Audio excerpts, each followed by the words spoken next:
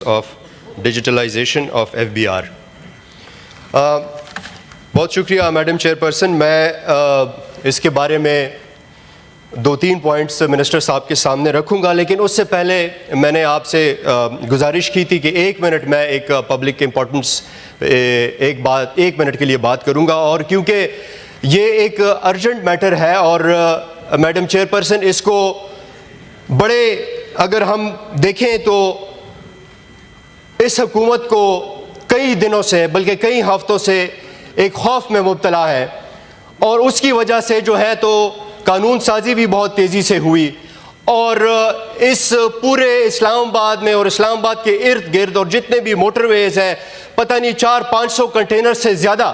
جو ہے تو رکھے گئے, تاکہ جلسے کے لیے جو پی ٹی آئی کا جو جلسہ جس کے لیے جو عوام آ رہی تھی وہ اس سے اتنے خوف زدہ تھے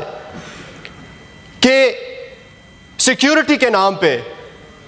عوام کو بہت تکلیف میں ڈالا. اور اگر ادھر ہمارے منسٹرز اور جتنے بھی ٹریجری ممبرز ہیں اگر یہ کہیں کہ یہ ہم نے اسلام آباد میں جو رہنے والے لوگ ہیں ان کے لیے ہم نے کیا ہے کیونکہ وہ تکلیف میں تھے, تو میں ان سے یہ پوچھنا ضرور چاہوں گا کہ یہ جو باقی لوگ تھے جو کہ موٹر وے پہ اس دن ٹریول کر رہے تھے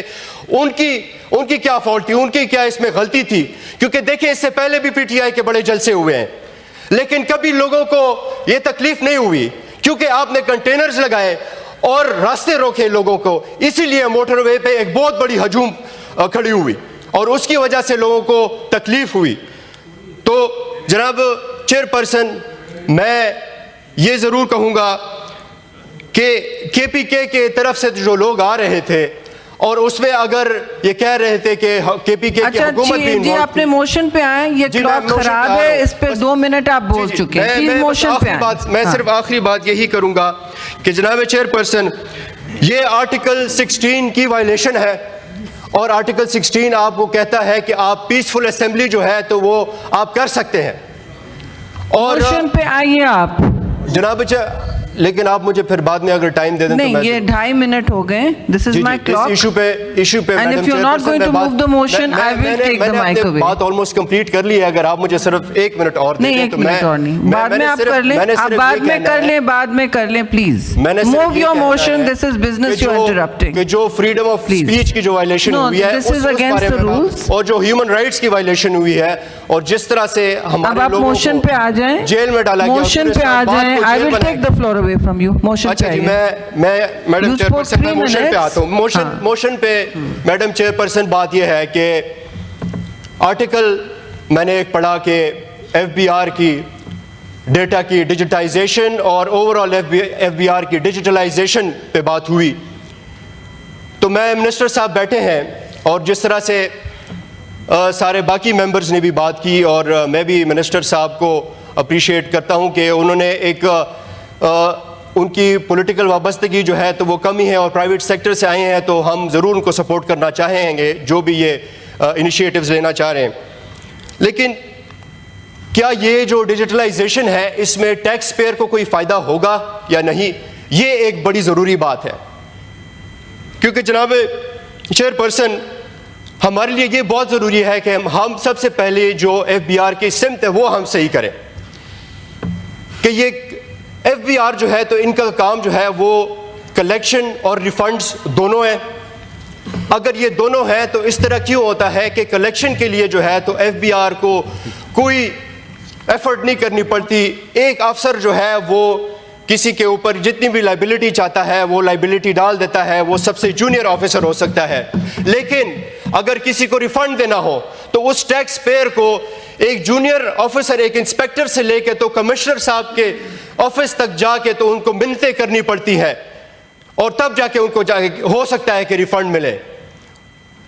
تو اگر یہ ڈیجیٹلائزیشن سے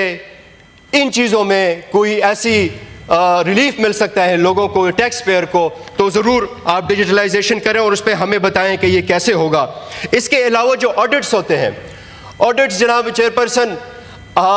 جو کہ ٹیکس پیئر ہوتا ہے ان کا اپنا ایک پرائیویٹ آڈیٹر ہوتا ہے, وہ آڈٹ کر کے, اور جو آڈیٹر ہوتا ہے اس کے بعد ایس ای سی پہ اور اس طرح کے ادارے رکھے گئے ہیں جو کہ پھر وہ آڈیٹرز کے آڈٹ کرتے ہیں,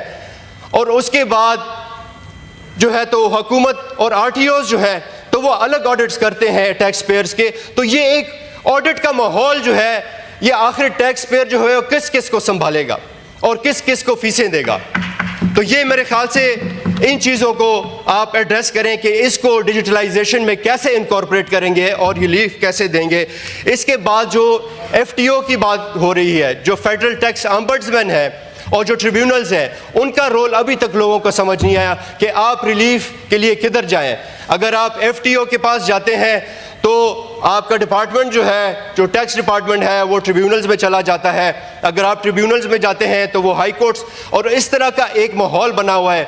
وہی ہے دوبارہ کہ لیگل کاسٹ آپ کی اتنی بڑھ جاتی ہیں, اور اگر آپ کے کہیں کوئی ریفنڈز یا اگر آپ کے کوئی پیسے یا اگر آپ کا کوئی پالیسی ایشو RTO کے ساتھ یا FBR کے ساتھ پھنسا ہوا ہے تو اس پہ اتنے سالوں لگ جاتے ہیں کہ وہ جو آپ کا بینیفٹ ہوتا ہے وہ کئی سال بعد آپ کو کوئی فائدہ ہی نہیں ہوتا, کیونکہ جب ڈالر 150 سے 300 پہ چلا جاتا ہے ایک سال میں تو ان لوگوں کو کیا فائدہ ہوگا. تو اس چیز کو ڈیجیٹلائزیشن میں ضرور آپ دیکھیں اور آپ بتائیں آج ہاؤس کو بھی اور ہمیں کہ یہ کیسے. میں آخری چیز یہ ضرور کہوں گا کہ آج ادھر بات ہوئی اور ایک آنریبل ممبر نے یہ ضرور کہا کہ PTI نے اپنے ٹائم میں کرونا کو کیسے ڈیل کیا, لیکن میں یہ ڈیجیٹلائزیشن کے بارے میں یہ کہوں گا کہ فارمر پرائم منسٹر صاحب عمران خان صاحب نے ایک ڈیجیٹلائزیشن کے بارے میں بات کی تھی, اور انہوں نے کہا کہ جتنے بھی ڈپارٹمنٹس ہیں وہ ہم نے ڈیجیٹلائز اسی لیے کرنے ہیں, اور اسپیشلی پھر FBR اور اس طرح کے ادارے, تاکہ ہم اپنی بلیک اکانومی کو جو ہے اس کو ہم کم کر سکیں.